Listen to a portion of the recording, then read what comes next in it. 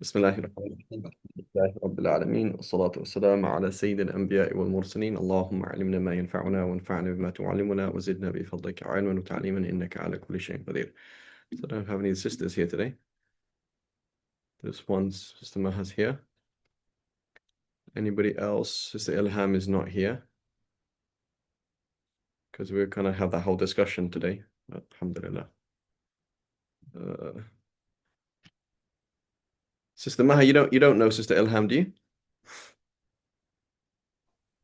I do Ilham. not, but Okay. I see Sister Hafsa is on, Oh, so okay. there's two sisters. And Tahir, you're joining for the first time today?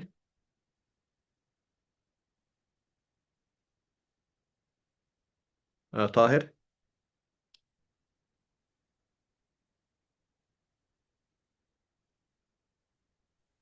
Assalamu alaikum. Why? Sorry, I was having a hard time with the with Zoom. No, Alhamdulillah. You just muted yourself, Tahir. sorry. This is in my third class. Oh, okay, great. Alhamdulillah, Rabbil Alameen. Yeah, Okay, my apologies for not noticing you. that's okay. Okay, Bismillah. Okay, so we were having that discussion last week. Bismillahir Rahmanir Rahim. We're having this discussion last week. Where was it, right? Really good, mashallah, feedback from people. And mashallah, this is what we mean by talaqqi, right? Talaqqi is discussion, right? That there's a difference between just sitting there listening to YouTube and then like actually having a conversation, right? So we were talking about so there was a really good, where is it? Just looking at the post here. So Zayd, okay, Ilham, she shared one thing. Can argue the modern Western, right? Talk about that. We'll talk about that in a second. Because working Muslim women are able to fulfill what they should, husband's duty, but Muslim rarely can fulfill her expected household and child-bearing duties. Okay, we spoke about that. And we'll talk about it we said, okay, we're talking about the hypergamous wife. And Aman shared some really good things as well, and then Sister Maha as well. So she's talking about basically like forgetting all these fake things, just focusing on quality relationships, etc. Right? And then Aman shared some other things about tying your mouth. Okay, fine, great. So let's start with let's start where we kind of left off. Let's start with so Sister Maha, feel free to chime in whenever you want, because your insights will be very useful for everybody, inshallah. So starting off with a paradigm, right? The paradigm is we both work, we both, most people, I make the claim, most, as in the average person you're gonna meet cannot, the average man in the West and in the East, I think I gave some statistics 2 weeks ago, cannot support the family. So therefore, there should be teamwork. And if there's teamwork, there shouldn't be like people should be understanding of like, okay, obligations and this and that, right? So basically everybody should just forget how much each person's putting on the table. She's putting in 67% of the income, he's putting in 30 to 40%. It's not a big deal. The point is they're a team, have a quality relationship, and move on, right? Is there anything wrong with that? Nothing wrong with that, right? There's nothing wrong with that at all. There's nothing wrong with her bringing in 100%, right? So, yeah, let's say someone like myself, like imagine, for example, my wife was a doctor or something like that. And she's like, Fareed, I just want you to teach. Just go out there and teach. Go to masajid, do whatever you want. I want you to have financial independence so you can just do whatever you want. Okay, you don't have to be loyal to this masjid or that masjid, this. Just go and do that. I'll just make all the money, right? Is there anything wrong with that? There's nothing wrong with that. All right, there's nothing wrong with that. It's totally fine. The issue is that there's certain basic things that they need to be in that relationship, right? So let's now, I'm going to take my sheikh hat off and talk about as Fareed Dingle, okay? Fareed Dingle as a man. So this is a key concept, right? A key concept is that men are men and women are women. They're not actually the same. So they can share similar hats on many things. They can sit down, work out what to do with their teenage son who's about to be kicked out of school together, both contribute ideas, both suggest things, disagree and agree. They can do those things. They can both work. They can often wear similar hats, but at the end of the day, they don't wear the same hats. And they don't find fulfillment in those same things. That's a claim I'm making. Okay. So at the end of the day, one is male and one is female.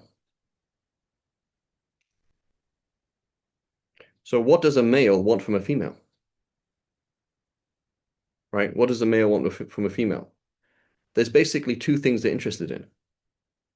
There's many other things. You could marry for money. It's possible. You could marry for all sorts of reasons.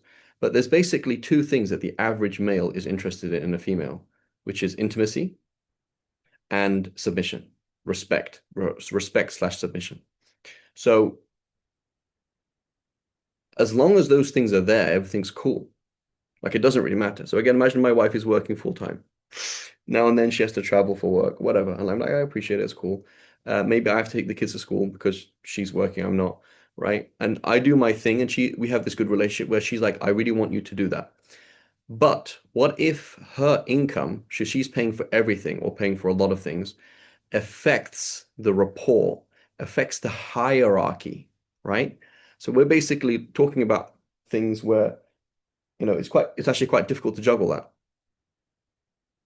So as long as the hierarchy is kept, that's fine.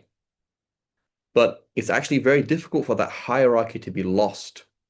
It's quite easy, sorry, for that hierarchy to be lost, right? When I'm not paying the bills, she's paying the bills. I didn't buy the house, she bought the house. She went through all these things she did, right? And so it can actually change the relationship.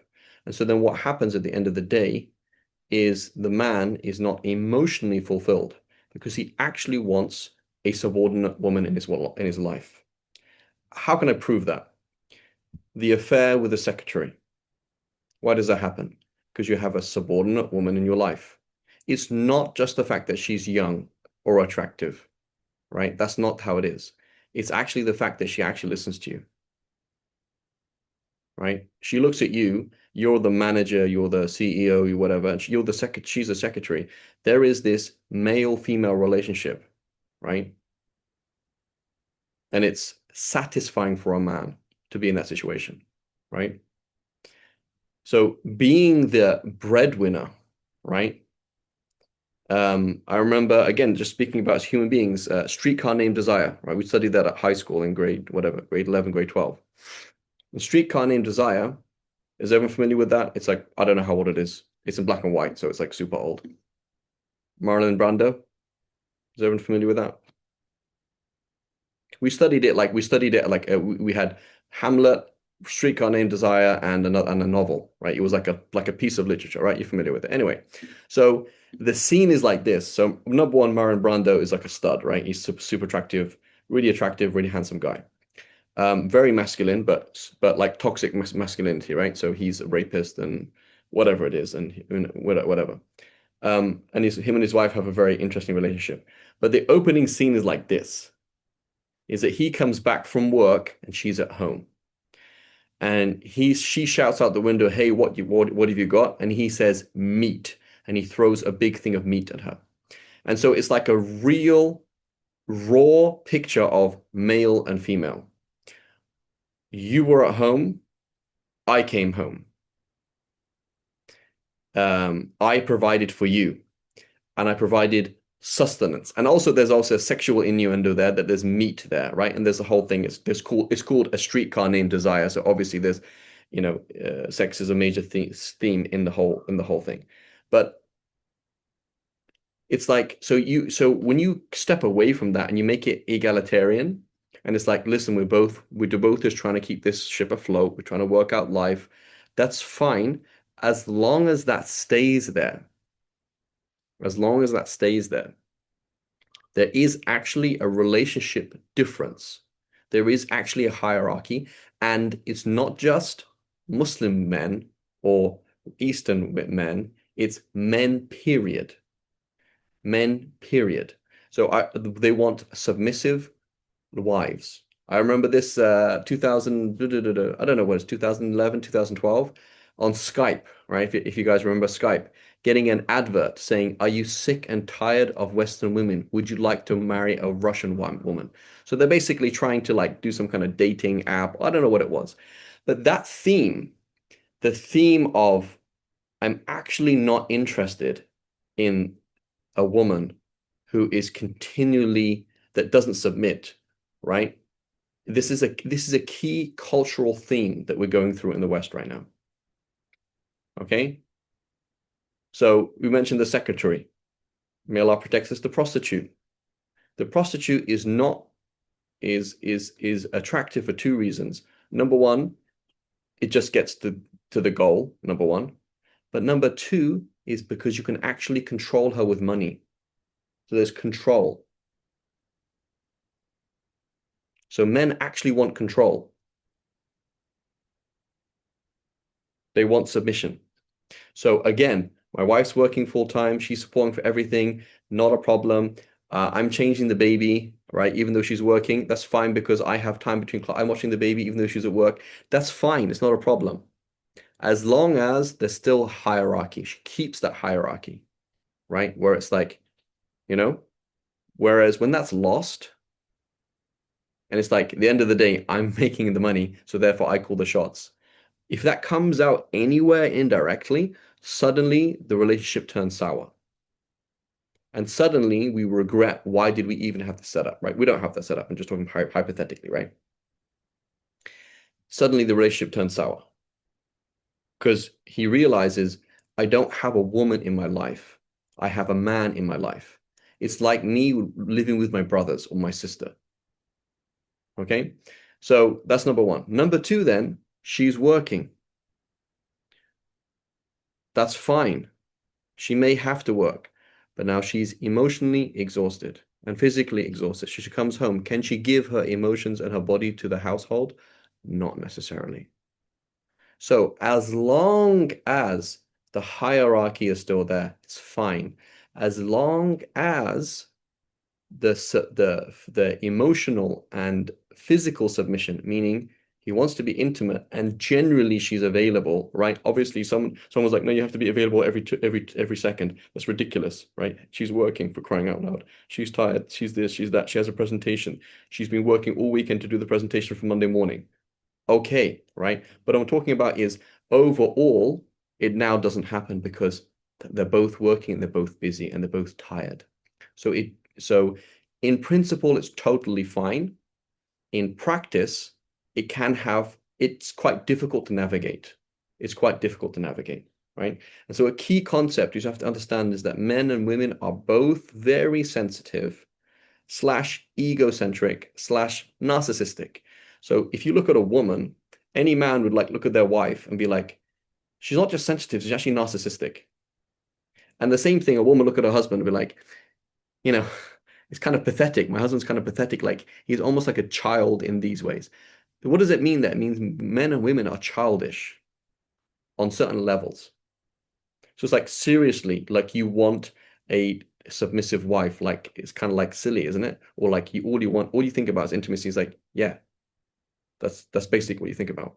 Like walk into a bar and say, ask the guys in the bar, would you like to have a woman in her life that says yes as opposed to saying no and is available every night? People like 100%. They all start laughing like, yeah, I wish, right? That's actually what they're interested in. That's like just the raw matter of men. It sounds very low. It sounds very pathetic. It sounds kind of a bit of a letdown, but that's just the reality of men. So that's why the basic relationship in the marriage is like that. Is like I just want to pay for everything. You don't pay for anything. I pay for everything, and then it's all fine. The relationship is there. I call all the shots. You don't call any shots, and that's like that. Now, that doesn't really work, right? And again, we see the process in him. He took advice from his wives. He he spoke to them, etc. But but on a basic level, that's the thing. And so when we have a dual income, the dual income is seriously, it really threatens that basic thing from. So again, I'm speaking as Farid Dingle, I'm not talking about Sheikh Farid Dingle. I'm talking about Farid Dingle as a man. Talk to men, that's what they want, basically. That's what they're interested in. So they don't actually. So it might be, so Disney and Hollywood promotes like exciting women who are like powerful and they can do martial arts and they can do these things, but in the long run, no one's really interested in them, and they will eventually fade away. Right? What they're interested in is the woman in the cowboy film who faints and is saved by the cowboy. That's the normal basic picture, right? Knight in shining armor, damsel in distress. That is basically what they're interested in. Now, let's now flip to the other side. Now, feel free to object or etc. Right? Object at any time. Okay. Now let's jump into the world of the woman. There's many reasons why women will get married. Some women get married for money. Some get married for intimacy. That's all they're interested in. That does exist, right? Working women who like actually want to do things in a halal way. The women like that. Love. There's many reasons why they get married. Children, stability, keeping up with the gender, many things. But basically, what a woman is looking for, and we saw that in Sister Maha's answer, basically, is like, can I have somebody to like bond on a normal level, right? They want to be understood, right? So usually, if you ask about like basically for women, they're interested in basic two things. They're looking for a dad plus. So dad gave you stability. Like you can go back to dad, right? I think you used the word protection. I think Ilham Ham used the word protection, and what was it? Sister Maha used the word protection. So they want the dad figure, meaning who do I go to? Right? When I used to fall over as a little girl, my dad would pick me up. When I was lost, my dad would come look for me. So there's a protection figure, right? Which translates into money as well. So like, I'm not interested in necessarily money in terms of money. Some women are, but I just want to know that there's protection, like who's looking after this thing. I don't need to, like, I don't want to worry about where the money is coming from, or is there going to be food, or how are you going to send the kids to school, or which country do I live in, right? I want basically somebody to come along and say, it's okay, right? I used to have a nightmare. I used to run to my parents' room and my daddy would hug me and say, it's okay. That's what I want. Somebody to come and say, it's okay. You live in America. Why I live in America has all these problems? It's okay. Okay, why I live in Pakistan has these problems? It's okay. Basically, to protection and give that security. Again, correct me if I'm wrong, sisters. Okay, I'm speaking on your behalf. And then love, which basically means being understood, right? Like understand me, like talk to me, right? Safety and protection, right? Similar, right? This is Alham. So here's this problem. When you have the toxic masculine man who says, I'm going to pay for everything, don't pay for anything. I'm never going to ask you for help, like Batman, right? The Batman figure. He doesn't actually, he's kind of attractive because he's dark and mysterious. But you don't actually, when you, so a woman would want someone like Batman because he's kind of cool. But then after a while, she would feel really unsatisfied because she doesn't feel understood by him, because he doesn't actually let her into his heart, right? He doesn't do that. So here's this guy who's like, I'll pay for everything. You don't pay for anything. She asks about the money, says, don't worry, I have the money. And he doesn't know what's going on. So classic Eastern husband, right? Which is like, there's all these crazy financial things that are happening, and she has no clue, right? And they'll actually promote this. I've seen it in a book, a sheikh actually promoting it, like, don't tell her about money, which is, I don't know if that has any basis in the deen, right? But that's a classic Eastern kind of thing. Like, she's a dumb wife and she'll worry. So just don't tell her about anything. So for the woman's side, that means don't let me into your heart. Like, don't, but she wants to feel that she understands him and feel that he understands her. It doesn't matter that they have problems, financial problems, sexual problems, whatever. It's like, understand me, basically. Like, give me that support, give me that thing that I feel understood, you know? And again, let's just go to the normal world, right? Normal meaning the Western world. Classic scene. She just broke up with her husband. Her husband just cheated on her. She goes to a bar. How does the guy get her? They both get drunk, and he's not saying I don't want to sleep with you, I'm not interested. But he starts. They say, yeah, my wife cheated on me too. So now she feels connected. She feels understood, right? That's what she wants. She wants. There's this guy in my life that actually understands me, doesn't judge me. I can bring my problems to him from work, from family, and it's like, yeah, totally understand you. And there we go. So this is like love. You feel loved, right? It's very different to protection. It's similar but different, right? So here's the problem then is that normally results in then we are a team and not a one-man show, right? So the man is emotionally satisfied by being the Batman. You don't need to know my problems necessarily, even though the Protestant did share his problems with his wives. But that's not essential to the man. The man does not need protection from the wife essentially, right? That's not essential to him, right? It's nice, but it's not essential. Whereas the woman essentially needs protection from the husband, right? The husband would be nice if your wife understands you, but it's not the end of the world if it doesn't. It's okay, right? She doesn't understand. She doesn't know that as a child you were sexually abused as a man. She doesn't know that. And she doesn't know how that comes out in your work. It's not the end of the world. She doesn't even have a clue what happened to you. And it's not the end of the world. Whereas for a woman, it's like, finally, I found somebody who I can open up my life to, and I feel safe with them, right? It's a very different thing. So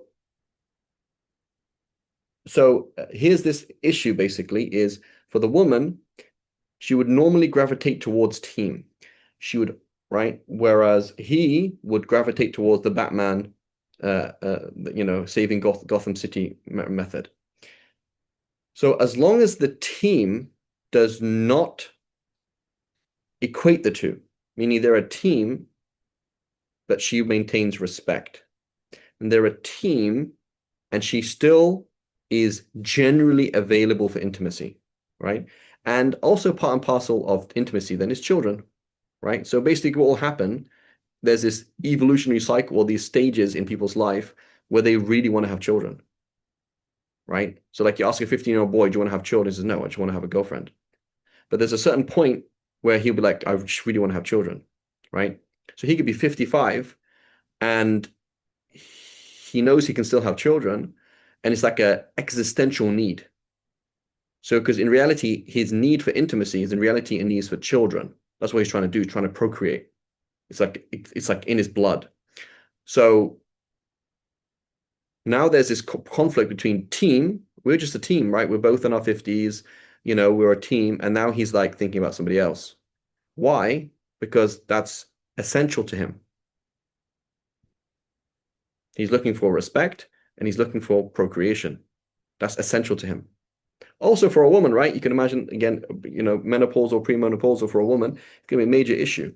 Like there's a major thing. She's now leaving that world of procreation and she's like, this is really, really hard. Like it's really, really hard. Shifting, I'm no longer a mother. And then, there's other issues there as well. So going back to the issue is, why can't we just get along and be chill and just be a team? That's fine, be a team, as long as the basic things are there. So the team structure usually will work for the woman, but then work against the woman because she is now on the same level as him. The issue of respect, she's now basically bonding with him as a equal. It's okay for her because but he actually doesn't get what he wants. So now she has to step away from that team a little bit and also make sure that there is this hierarchy. Like at the end of the day, I'm letting you choose. You make the decisions, right? We discuss together, we're a team, but you choose, right? I'm letting you choose. And also intimacy is there. So the issue is you're working full time and it's like, right?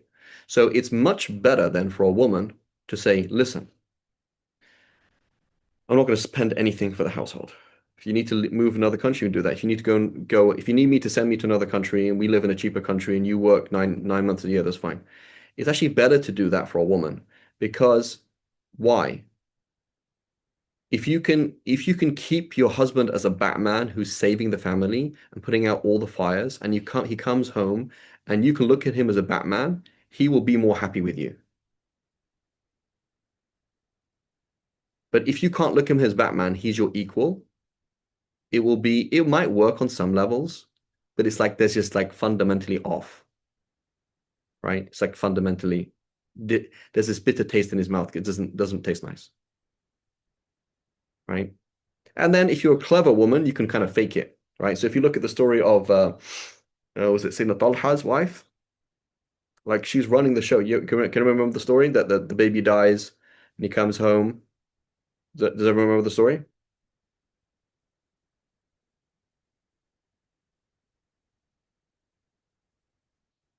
Right. So basically, I think it's Sayyidina Talha.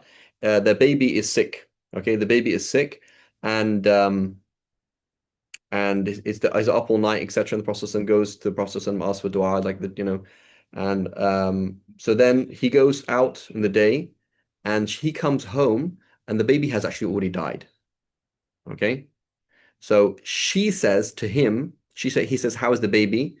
And she says, "Alhamdulillah, he is stiller now, stiller." So anyway, she feeds him, and they sleep together. After they sleep together, she tells him the baby has died, go and bury him. So that is a hardcore woman, right? That is a hardcore woman. She is 120% leading that household, right? But how does she do it? Right? How does she do that? Did she lead the household, I mean, by bullying her husband and turning up at her husband's job and saying, hey, don't, to her, imagine, for example, as a man, like as a woman, your husband storms into your work and shouts at your manager and says, my wife's resigning, and walks out. That could be annoying and that could be protective, depending on who you are as a woman. Like your husband came in, said, don't you ever speak to my wife like that ever again. She's leaving. She's resigned. Goodbye. And you walked out. That for some women, that would be super annoying. Like, dude, get out of my life. Stop meddling with my work. Stop micromanaging me. Some women are like, oh my God, I have a Batman in my life. It is so good. For a man, that's like the worst possible thing you can do for a man. Like to mother your husband is like a really, really bad thing to do, right? That's like a super messed up thing to do. So, but how did she do it? Right? Right? I'm not sure if it's the same people. It's not Abu Talha. I think it's Talha. That's another story, I think. I don't think it's Sulaim. Is it Sulaim? I can't remember the story. But the point is, like what kind of a man, what kind of a man could be intimate after the baby just died? And the baby's in the room for crying out loud. Like what kind of command she has of her own emotions and of her family emotions and her forward thinking. She's like, you know what? Allah subhanahu wa ta'ala has taken a child away from us. Let's have another child. Like that's a solid woman who is genuinely leading the family. But how does she do it? How did she do it? So this is the thing. You can be bigger than your dad, your husband, but you have to make him feel because he is proud, because he is vain, because he is sensitive. Okay, and all men are like that. You have to let them do things, make them feel like they're doing things, right? And so some women can do that, other women can't. It's very hard when I'm stressed, tired. Okay, I just managed to get the house payment in, and I come home and my husband is playing with the babies, which is not a big deal. He did not have this huge conference with the board today. His life is kind of fairly insignificant. It's actually quite hard to come home and show respect to him. It's actually hard, right? So let's make some analogies. Okay, so guys, feel free to type or object to what I'm saying, right? Let's make some analogies. So if you look at the way the sisters were speaking, right? Sister Ilham, they're like, why can't we just be friends? Why can't we just team up? Why do we make things like money significant? Okay, let's ask something else. Why do we make some things like looks significant?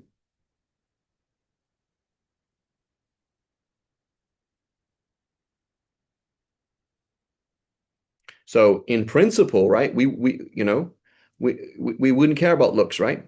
In principle, you're like, it's okay, my husband's a righteous man. It's okay, she's a religious. In reality, the way that people function, right, is looks are important, i.e., dunya is actually important, right? What about intelligence? Like as a woman, I can 100% respect my husband. He's super unintelligent on all levels, right? So my husband is not as good looking as me. He's not as intelligent as me. Cannot bring money to the table. Um, it actually affects things. It does actually affect things. So we can't just say, let's all be nice and friends. It doesn't actually work, right? What can happen is you can have teamwork with caveats, right? With caveats. So this is what you'll find, right? Go and speak to your non-Muslim neighbor, John. John and Claire, they have this teamwork. They both bring in money. They both do this. They both do that. Da da da da da da da da da. You go and speak to John. John is actually having an emotional affair with his secretary. That's actually what's happening because John doesn't actually like the teamwork. John would like to be the Batman. So you can have a teamwork as long as you make sure Batman always feels like he's Batman. He comes in, does the impossible, you can even fake it. You'd be like, oh my God, I don't know what to do. Things like that. You can fake things like that, like a white lie. Like, my manager said this, I feel really hurt. What should I do? When actually you have no problem.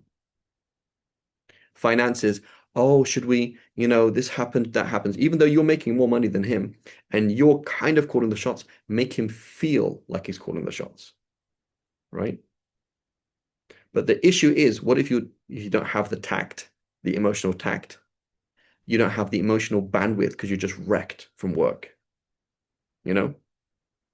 So then it's like, how are you going to even do that? Is everyone following me? Is my internet okay?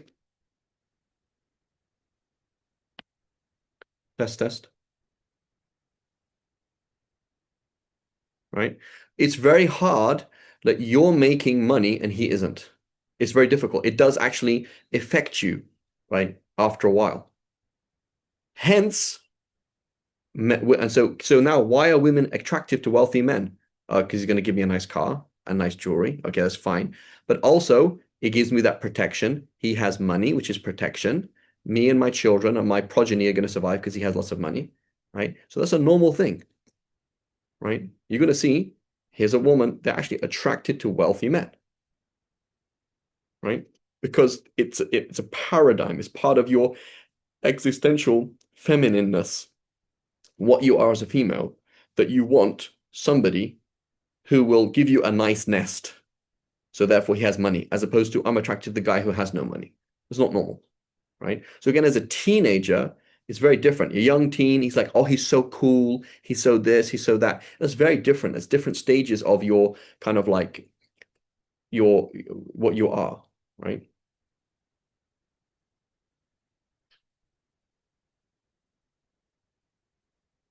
Okay. So so any feedback, guys? Maybe Sister Ilham and Sister Maha. Anybody else who I don't know who's here? Sisters? I'm sorry, I'm tired of typing Yeah, just yeah, from that's fine. day to day. If I could just Let's go ahead. verbalize, okay. I wanted to mention though, I don't disagree with anything you've said so far. I wanted to kind of explore the issue, and I see this very commonly, like in couples today, especially young couples, in which so the kind of the picture of marriage and what you've mentioned so far, it works well, except when there is like like you mentioned, you can even as a woman kind of run your household, and this is kind of like reminds me of the older generations. They were very good at this, running the household kind of from the background and knowing Mhm. what had to be done in order to also make their husband feel respected. Yeah. That kind of reminds me a lot of like the generation of my grandma and even Exactly. my parents, right? Sister Maha, So my we've mom, lost that my mom today. was in, sorry, Sister Maha, my mom was in Palestine so this is my parents from Palestine in the early 80s, 100% matriarchic society. So 100%. But the men are out of the house, they're working, and they Yes, feel like they're yes. running the show. And Go ahead. right, right. 100%. And they never felt threatened, or they've never felt like the women are wearing the pants. So there was a very, very good natural balance of power, but we all knew it was, like you said, a matriarchy at the end of the day. But the thing I see today, though, is that many women feel that they are having a kind of, they call it, tapping into their masculine energy more because they're not feeling that their men are living up to the expectations or their obligations. And that's just a very common theme I see. So they are feeling more like, well, I have to go out and work because he's not providing, or I have, and whether that's from him actually not providing, or the fact that there's not that communication and that teamwork to set realistic goals for the marriage, right? Like you gave some examples, like if it takes moving overseas or living a less luxurious life or whatever. And so there's kind of this ideology that, well, we're married, but he's not doing what he's supposed to do, so I'm just going to do it all. And this kind of Yeah. hyper unhealthy, toxic, hyper independence.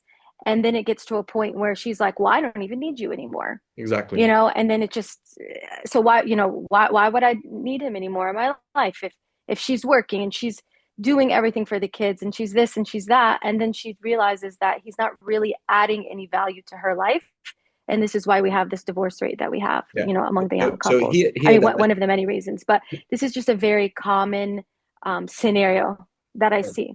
So obviously, therefore, the men's side, Yeah, go ahead. Sorry. there's a major problem there, right? Is like you're not stepping up. So you're not stepping up and doing things like, hey, for me, like as a parent, right? Like I know if I don't take my son to the skate park, he's not going to pray, and if he's not going to pray, he's not going to be a Muslim, and it's on your shoulders, Fareed. Like I'm talking just as right, it's me. So like, it's nobody else. Like I saw parents at schools, I saw these things. I'm like, dude.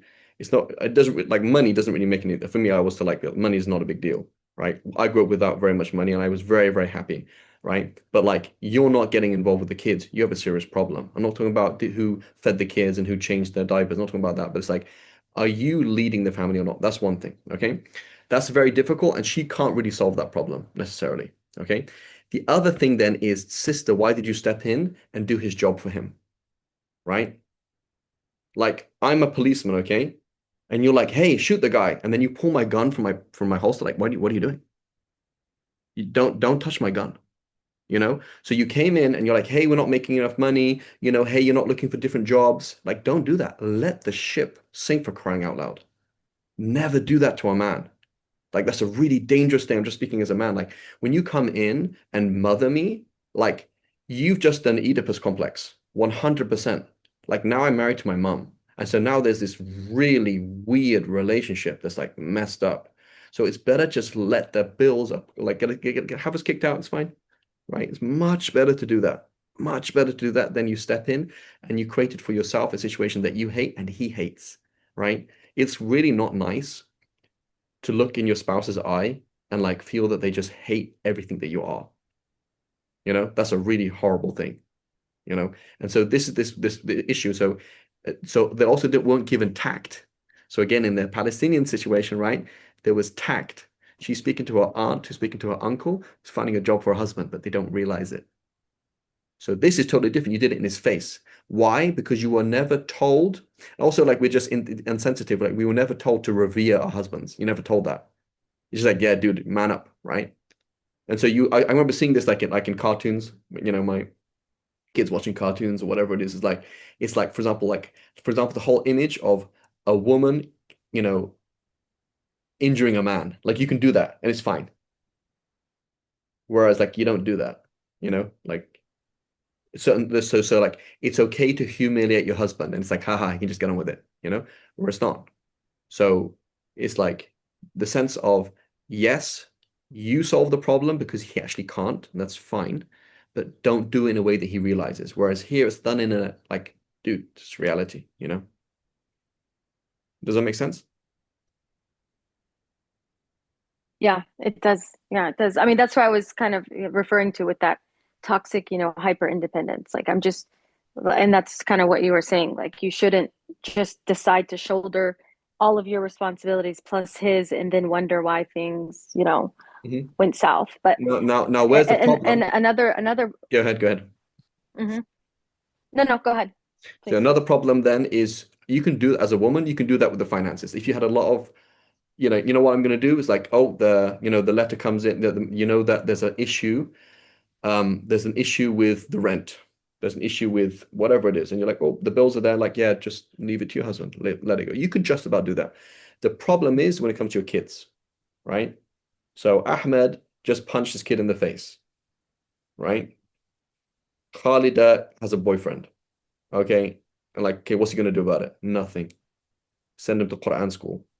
You know? It's like, Habibi, go and sit with them for crying out loud. These are your kids. Sit with them, bond with them, talk to her, go to school, develop a rapport with the teachers, right? And we're going to try and work this out. You can't be bothered, right? Because you're just like, unfortunately, some of these men like on computer games is just pretty lame, right? But anyway, it's like you can't be bothered to do that. You didn't make time to go and deal with the teachers. You didn't make time to to bond with your daughter or with your son. And it's like now you just drop the ball as a father. I mean, just emotionally, right? That's very difficult. Now you say, okay, let's just let the ship sink. That's very difficult, right? As a woman, you can't just let the ship sink, right? It's like, hey, my son needs to be in a different school. It costs money. I'm going to pay for this for crying out loud.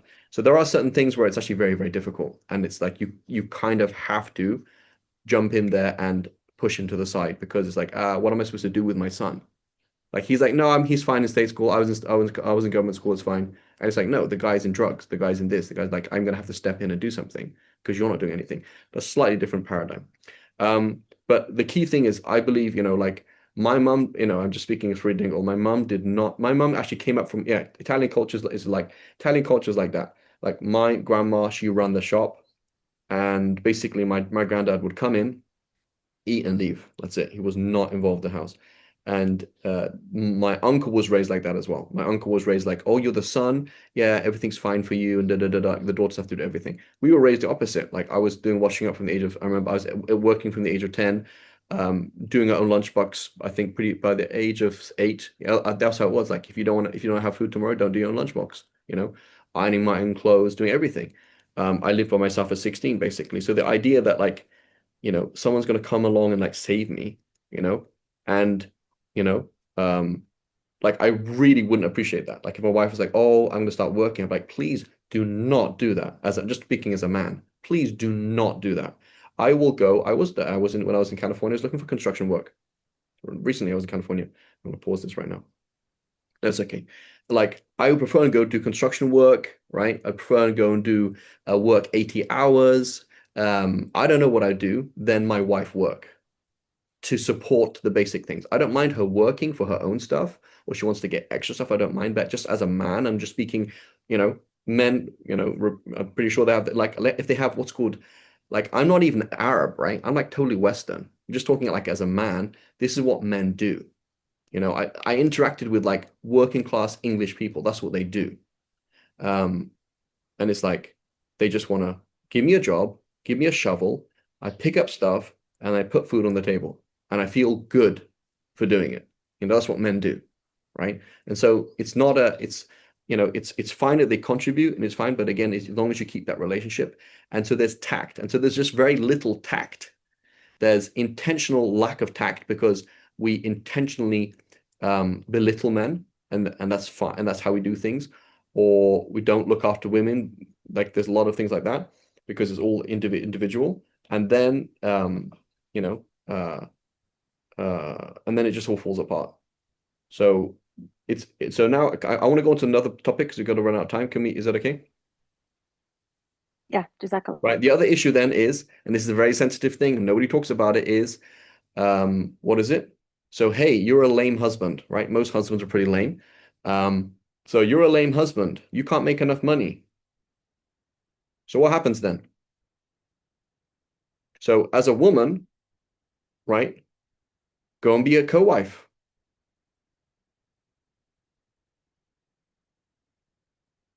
But you don't want to do it, right? So this is a problem. It's like, go and be a co-wife. Go and find the Californian doctor who's making $300,000 plus, or more than that, yeah, 300 to half a million a year, and he can marry you and 3 other women. And you don't have to worry about finances. And he has a house. He has 2 houses. And he's renting your house and the other one's house, and it's fine. And you're like, yeah, there's the money, and there we go. but they don't want to do it, right? So we have to understand that the financial gap has always been there. There were Sahaba who were millionaires, and there was Sahaba, Abu Huraira, I believe it was Abu Huraira, he said, Ya Rasulullah, I want to castrate myself. Like literally, I can't afford to get married. Like it's very difficult. I literally want to castrate myself, right? So there's people who are like, could not afford to get married at all, totally on the street, basically, or just off the street. And there's others who are funding everything, right? That's the nature of the world. There are some people who can do lots of things, right? This kid who can do any sport, skateboarding, surfing, soccer, basketball, baseball, give him any sport, he can do it. And then you spend like 5 years just to learn how to catch a ball, right? That's how things are up. So a lot of people are fighting this reality, right? They're fighting this reality, you know? And it's like, hey, there's some people who make a lot of money, some people don't make a lot of money. So, sister, polygamy is in your favor. It's not in my favor as a man, it's in your favor as a woman. Because you can always basically find some guy who will support you. You might have to put your levels down. You say, well, hang on a minute, I only have a quarter of a husband now. But at least it's going to be stable. He's going to put food on the table, right? And I don't have to worry about those things. But again, Disney and Hollywood comes in and says, no, polygamy is not on the cards at all. Zero. Forget about it, right? It's not. Whereas in reality, it should be on the cards. Like, yeah, this is reality. My husband can never seem to make it, and it's like, it's okay. He can't make it. You're not obliged to support. You're not obliged to go through the stress of like, I don't know if there's going to be food tomorrow. You could be loyal to him and stick with him if you want and contribute. That's fine. Or you can move on, right? And so for a man, that's actually quite a good thing. He'd be like, dude, you lost your wife and she married somebody more wealthy than you. Dude, next time don't do that. Like, oh, thank you. As opposed to, you're such a loser. Continue being, she looks at her like you're a loser. You can't put food on the table. It's better for him to lose than to be losing, if that makes sense. Does that make sense? Like, and so, that's how the world works. Nike sells everything and makes tons of money. Some other company makes nothing. That's how the world works. The big shark eats everything and the other shark doesn't eat anything. So it's a key thing. It's like, basically now, all the women now want to marry the wealthy, emotionally intelligent, religious guy. Fantastic. And if he's good looking, even better. It's the reality. It's the reality of things. So the teamwork thing is nice on a higher level, right? It's great on a higher level, right? But on a lower level, it's like, what do you want? I want to have children. Okay, your husband is infertile. Your wife is not able to have children. Go elsewhere. That's not haram. And it's not even cold in and of itself. It's just like, this is who and what you are, right? You are a woman. You don't want to have to worry about finances. If it's working out, you and your husband, and the system works, fine. But if it's like, I'm continually stressed out, it's like, oh, you know what, sister, there's other options. There are other men out there who are wealthy and be like, yeah, you can be number 2, 3, or 4, I don't mind. But then you can't have your cake and eat it. So this is the other thing, immaturity, having your cake and eat it. Like I want to be married to a husband who is always there. It's like, well, he's not always there because he's providing. Or I want to have a husband, I want this and that. So same thing now, like, so this is a key thing with like in marriage, like I want to be able to put food, I want to team up with my husband and share responsibilities. And I want him to have this teamwork. And then I want him to love me. He actually will love you less, by the way. He might love you on certain levels, personally, kind of things like that. But there's this fundamental gap, which is he doesn't find you to be the female in his life. And he will always be looking for another female in his life because he doesn't have that female relationship. Like, because you don't need him.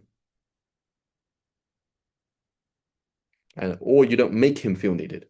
You don't make him feel like you don't make him feel like, so you don't make him feel like he's a Batman. You make him feel like he's the, I don't know what.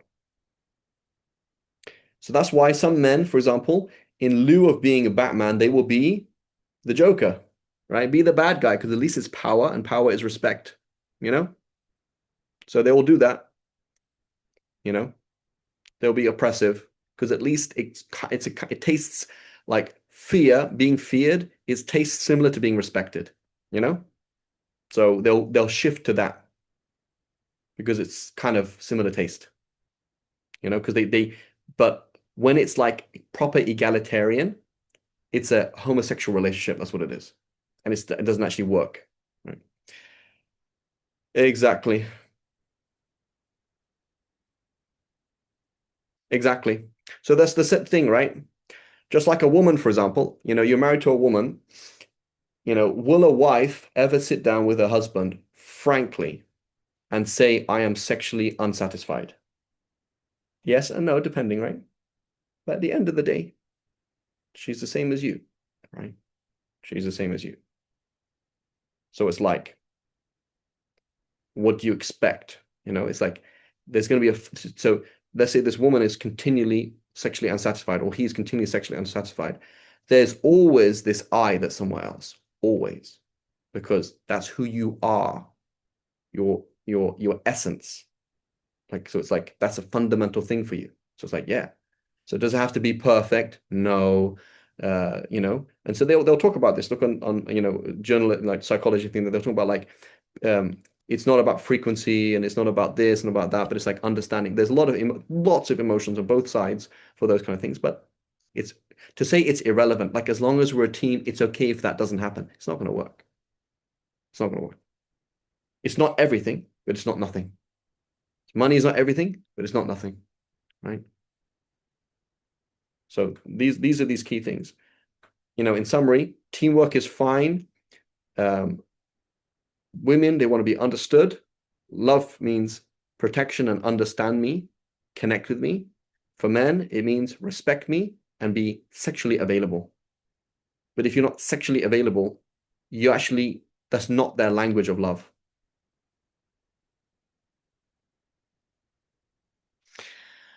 A lot of women prepare for marriage with dread thinking. What's dread thinking? That this is the likeliest option as well. So they have to tap into their masculine before marriage to prepare for the invert. Oh. Yeah, that's not good. I don't think. I mean, it's good and it's not good, right? There's realistic, like, hey, you know. But basically, it's not the idea. It's how you navigate it, right? So you say, for example, I want my daughter to at least have a degree because you know who knows what's going to happen, the inevitable, right? But dread thinking is not a very good way of thinking. I think it's way better to just learn how men work. So there's this very awkward situation, a very awkward problem, okay, which is that, you know, as Muslims, we don't date, right? So you didn't date at school, you didn't date growing up, you went into a marriage at whatever, mid-30s, and it's like you're thinking like everyone has akhlaq and everyone like, and it's like, no, you shouldn't even know how men work, right? Whereas if you're at high school, like what do boys think about? They think about one thing and only one thing all the time, and that's all they're interested in. And hey, it doesn't actually change, you know? So it doesn't actually change that much. It's basically the same thing. You know, I saw that firsthand. I saw that firsthand. So, you know, in England, we have a newspaper called The Sun. Okay. It's called The Sun, owned by our buddy, Mr. Murdoch, right? And, you know, I remember this. This is, I'm 12, 13. Okay. 12, 13. This is Second Gulf War. Okay. Second Gulf War. So maybe I was 14. So how did you get the English people to go to war in Iraq with a half-naked woman? So the Sun will say something like this, you know, Iraq wants to bomb England. And then you turn to the second page of the Sun is a half-naked woman. So every single day there's a new image of a half-naked woman. That's what sells the newspaper. That's what sells the message. That is how men work. If you don't like it, it's, you know, what am I going to do? And hey, let's fast forward. Well, turn another page, turn to the Quran, Surah An-Naba, وَكَوَاعِبَ أَتْرَابًا. It's actually the same thing. Okay, one is a haram version, one is a halal version, one is a low version, one is a pure version, but it's the same thing. So one of these problems, like women just don't understand men, and men don't understand women. It's like, so this is one of these issues is that like some people who date or people like, hey, you're like, yeah, I've had like 15 girlfriends and I finally cracked how women work. So when you got married, like, yeah, it's cool. Whereas like a lot of men, obviously, religious people don't do that, right? Go ahead, Sister Ilham.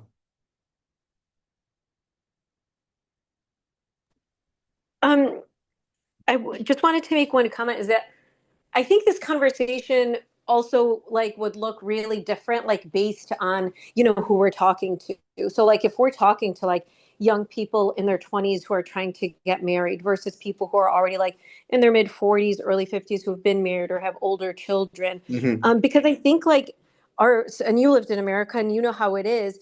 It's like I feel like the genders are switching. It's like culturally like women have to be like men. I think that's what that comment meant, like about the dread. So we're already like masculine before we're going into marriage. We're working, we're maybe like supporting ourselves, have to protect ourselves, maybe are in fear a lot of time because we're around men, maybe being ogled if we don't wear Yeah, hijab. yeah, And, maybe the same is happening for men. I kind of see it, but I don't know. I'm not a man. So then when you go into marriage, and then like the roles are reversed a little bit, and then but if you're also still working and then you realize like I'm not happy because I don't, maybe women should like shouldn't work, or I think that's why you start to feel the resentment. Like I just feel like it's yeah. So, right, so like almost like not in the nature to like be working. So of course you're going to have this feeling of like this pleasure. And like you said, like if that's the role of the man, and then I'm taking that, right, by doing that, all of that for myself, that's when it's like, and then the companionship part, sure. But okay, good luck. Like you said, we're not dating. Good luck. I hope that happens, but it's like, how much can I really even know somebody before yeah, I marry them, right? yeah. So Sister Ilham, basically, there's like I don't know, like 10 things that I can say about what you just said right now. We don't have time to everything. Um, I'll try and touch on three things. Number one, you mentioned about being stared at. Okay, so the nature of men, the nature of men is that they're perverts. Okay, I spoke about this and women in reality. The nature of men and women is that they're perverted, meaning you just mentioned about like, oh, if you're not wearing hijab, you're not dressed appropriately, then they'll look at you in a certain way. That's not how men work. Men basically, within 3 seconds or less, if you walk in the room, you are given a grade on attractiveness, and then thoughts are already happening about what that's going to lead to. So that's a very important thing to understand about men, and it's the same with women. Okay, it's the same with women. Um, it's the issue about being so, I taught at a school like a teenage boys even more so, right? But there's not many different. Like, if you just talk to men, how they function, and look at how their eyes work, many women, exactly. And we spoke about the whole concept of objectifying also in the defeminine class. Okay, so that's very important. So women are objectified, and men are as well. It's true. In reality, both are objectified. So that's one thing. So that's number one. Number two, Sister Ilham, you touched upon a really key thing, which is, yeah, even if you top to toe, it doesn't matter. The fact that you're female, right? That's enough, right? It doesn't matter.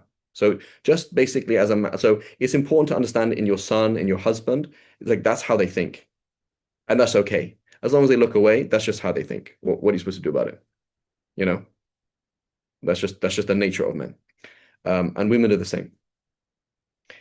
That's number one. Number two then is the shock. This is a very key thing. The shock of I was at high school, middle school, high school, college, work, boom. Now you're 1950s housewife living in Palestine. What? It's like, making what is it, mulukhiyah or something like that. It's like, oh no, what is it? You make the inab. It's like, what do you just do to me? So it's not just what we're talking about, which is now I was defending myself and now I'm not, but then he's not defending me. I was making money, but now not because he's supposed to be doing it. On top of that, there was the shock, like a huge shock to the system, which is I do these things. Like I was at high school, middle school. This all very gratifying, right? And competing and this and that. And then so like, hey, here's a baby. It's like, what did you just do to me? And then expect me to be like, oh, it's good. You be a obedient wife. Like that's a shock to the system. That's a huge shock to the system, right? That is a violent shift, right? It's like, it's like you finally, I don't know, you got your, I don't know what it is, like it's like you train somebody to live in extremely hot conditions and eat certain food, and you put them in that sudden like freezing cold, and then eat different food. They're gonna throw up. It's gonna be freezing. They're gonna die. It's like so. It's a real shock for women. So we don't have time to talk at this length. What I promote in the West is the halal boyfriend girlfriend thing. So don't live with each other. You're working. He's working. Early 20s, mid 20s, late 20s, early 30s. It's going to be actually too much of a shock for most women. For men, it's fine. They're very, very happy because we're looking for. They wanted, I'm going to come home and there is going to be a cake cooked for me and a woman who is physically and emotionally satisfied, right? Available for me, right? Whereas for the woman, it's like a shock. That's a huge shock. So now you can even, it basically you're going to now merge slowly, right? SubhanAllah, I'm preparing this Instagram post about from the Little Prince. He's talking about meeting a fox. So he says he meets this fox and he says, "Can we be friends?" And he says, "Yeah, but it takes a long time to be friends. So what do we do?" He says, "Basically, what's going to happen is I'm going to come to this same spot every day, and every day the fox is going to get a little bit closer to him, right?" So what we're doing with people now in the West is saying you were your own woman and then suddenly throw you into a bedroom and say, "Here we go, sleep with this man whenever he comes home and have babies and have no gratification in your life whatsoever. Like, don't work, don't achieve things. All those hormones of achieving things that you've been doing for the last 20 years, don't do it. Achieving is now in being a good wife." Like, that's very, very hard on the ego. So hard that would actually break you, create resentment, and then 5, 10 years later, it's all going to pop, explode. Does that make sense?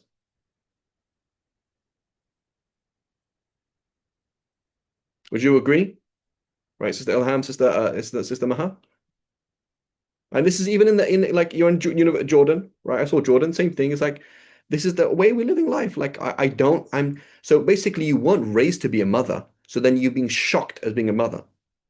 That's what it is. You weren't raised to be a mother, you were raised to be a man. So now obviously he's gonna have problems.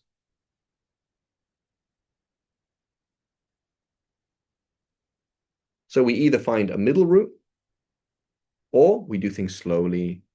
Slowly have kids if you can. Not a priority. Right? Like my cousin, Suzanne, non-Muslim. Is she gonna have kids? I don't know. Finally got married after like 5, 10 years of a boyfriend. Finally, slowly, maybe they're gonna have a kid, maybe not. But it's but like, oh, let's have 18 children because of Sunnah. It's like, what are you doing? The woman's gonna break. And even if she's in the hijabi, even if she's in the masjid, even if she's been listening to the same sheikh as everybody, emotionally cannot do it. Because you were raised to be A and now you're being B. For the man, he's very happy. And he's frustrated why she's not settling down easily. But for the woman, 100%.